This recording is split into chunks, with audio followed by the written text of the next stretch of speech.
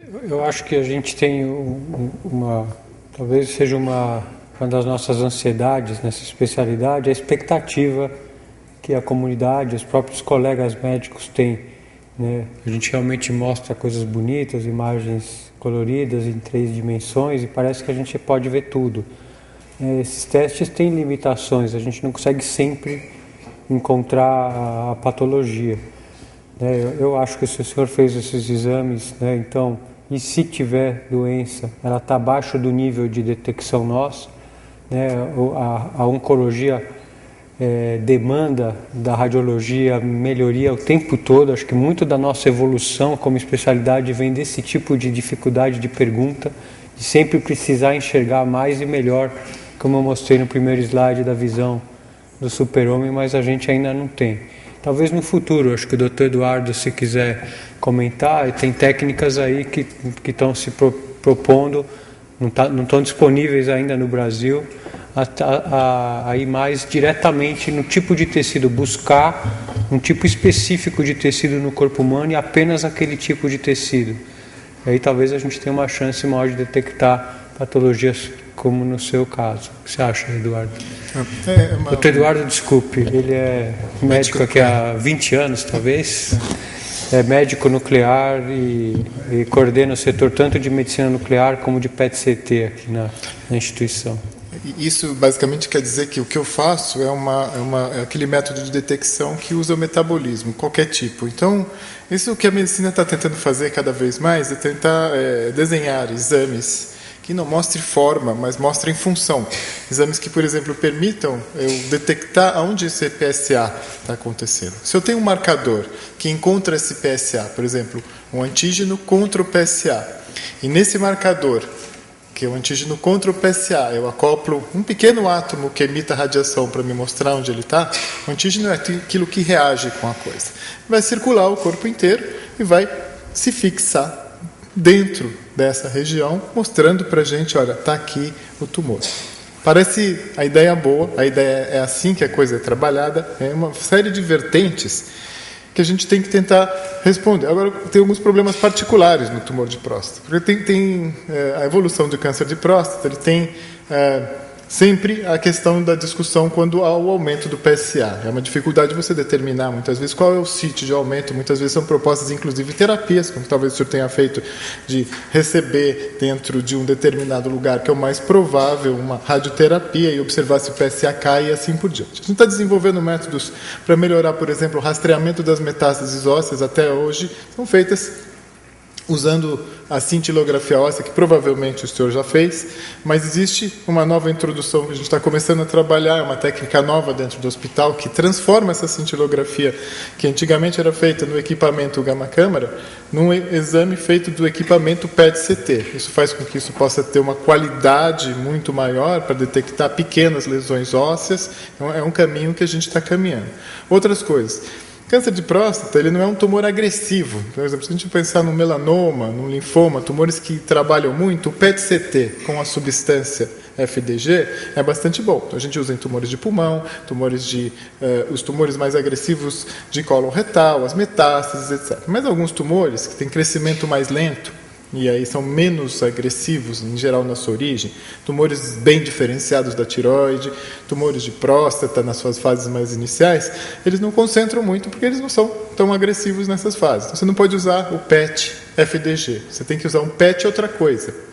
As ideias que estão sendo trabalhadas agora são com um marcador chamado colina, que está presente quando você começa a ter síntese de membrana, quer dizer, ocorre nesse tipo de tumor, pode te mostrar dentro do indivíduo onde é que está acontecendo isso, com marcadores do tipo fluoracetato, que podem também te mostrar outros aspectos do metabolismo, e também com PSA marcado. É claro que, infelizmente, apesar da gente ser uma instituição e estar sempre trabalhando, caminhando em termos de pesquisa, todos os métodos têm que ser introduzidos dentro daquilo que a gente chama de experimentação, trabalho científico. Tudo que é novo, e não é novo porque é só novo, mas é novo porque tem alguma validade, ou tem um potencial de validade e nenhum dano, é o que a gente introduz para tentar fazer esse diagnóstico. Então, o conceito de medicina com radioisótopo, que é a medicina nuclear, não só permite você fazer o diagnóstico, porque o mesmo princípio que te leva a localizar só uma coisa lá dentro, eu vejo o tumor, Se eu trocar aquele material radioativo por um material que é muito diferente do original, que é só para produzir imagem, mas eu coloco um que faz uma radioterapia local, serve para tratar. Então é assim que, por exemplo, a gente trata câncer de tireoide com iodo 131, a gente trata metástases ósseas com samário 153, e a gente trata tumores carcinoides com um método que é exatamente isso, é um análogo de uma substância que chama somatostatina, que esse tumor expressa. Essa substância é marcada com o material que emite radiação, ele procura o tumor, gruda no tumor e irradia esse tumor. Mas só serve para esse tipo específico de tumor, que é raro, que tem poucas pessoas, etc. A ideia é tentar desenvolver, no correr dos próximos décadas, etc., cada vez mais substâncias baseadas em identificar essas mutações de células, identificar as variações que tem nos tecidos, que possam carregar uma coisa como um isótopo, como a quimioterapia, como o remédio para dentro do tumor. Esse é o caminho que as coisas estão caminhando. É por isso que a imagem, hoje se trabalha da mesma forma que a grande mudança que teve no tratamento do câncer, que as pessoas começaram a se juntar para discutir as coisas e colocar a melhor opinião sobre cada assunto ao mesmo tempo. Isso se chama multidisciplinar. Esse é o modo como a C. Camargo funciona no nosso hospital, né? Como é que funciona? Para as coisas darem certo, você tem que colocar o maior número de coisas maior número de pessoas dentro da discussão para tirar a melhor informação. Então, você vai discutir o caso do senhor José, o número tal, é um caso assim. Você tem um radioterapeuta, você tem um médico nuclear, você tem um radiologista, você tem um patologista, que vai dizer o que ele acha melhor para fazer naquilo, e depois disso sai a resposta para cada um de vocês ou cada um dos pacientes dentro do hospital. A imagem também faz isso dentro dela. Além da gente contribuir com todos esses outros setores, a gente começa a juntar cada vez mais métodos de imagem para fazer coisas de uma vez só. Então, o PET com o CT, a tomografia mostrando a anatomia, e o PET, a medicina nuclear, mostrando o que tem lá dentro. A associação da mamografia com o PET, a associação da injeção de um material em volta do tumor, como o Dr. Rubens até mostrou no slide, para a gente procurar onde é que existe a maior chance de tumores. O cirurgião usa esse método, chama linfonodo sentinela. Então, nos últimos 20 anos que a gente tem trabalhado nessa evolução dentro da ideia da imagem, a gente tem formado mais de 80 profissionais que saíram daqui com esse tipo de conceito, que está criando cada vez mais, não só nossos residentes, os pós-graduandos. A ideia toda é construir cada vez mais a melhor possibilidade possível de responder o que está acontecendo com as pessoas. Essa é a ideia da imagem. Por quê? Porque já houve um tempo que o médico olhava para o paciente, punha um estetoscópio e era o que ele podia. Eu acho muito correto, o médico tem que conhecer, etc. Mas hoje a gente tem muito mais que um estetoscópio, muito mais que isso. A gente tem métodos, equipamentos que, se bem usados inteligentemente, eles levam você a cada vez mais diagnóstico. Não dá assim, quanto mais informação, melhor a decisão. Essa é a base da imagem. Ou seja, conseguir diagnóstico significa melhor resultado com aquela informação. Então, a informação que você consegue com os exames, que apesar de ser chato para o paciente, às vezes ser repetitivo, normalmente os pacientes ficam extremamente angustiados com resultados de exame.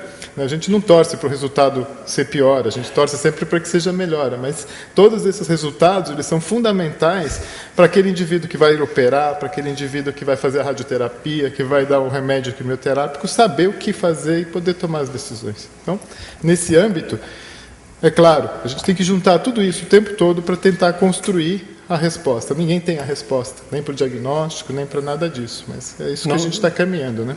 O nome do senhor é? Desculpe. Seu nome? Miguel. Miguel, algumas vezes a gente tem que aguardar mesmo. A gente não consegue com exames identificar e às vezes o tempo é um fator útil. Né? Aguardar e ver se isso realmente, em algum momento, se manifestará.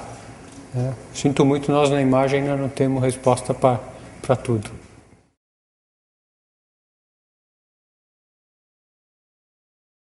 Em próstata, o senhor tem duas opções. 1, cirurgia. 2, radioterapia. Quimioterapia só é usada em câncer de próstata. Em câncer de próstata avançado como último recurso para metástase. Talvez seja o hormônio que o senhor está se referindo. É um bloqueio. Por quê? Porque o câncer de próstata ele é estimulado pela testosterona. O que acontece? O indivíduo masculino, a testosterona é alta até em torno dos 50 anos e começa a cair. Então, muitos estudos mostram que quando o câncer é mais tarde, essa queda de testosterona o torna menos agressivo. Isso ainda está muito em estudo. Então, o que acontece?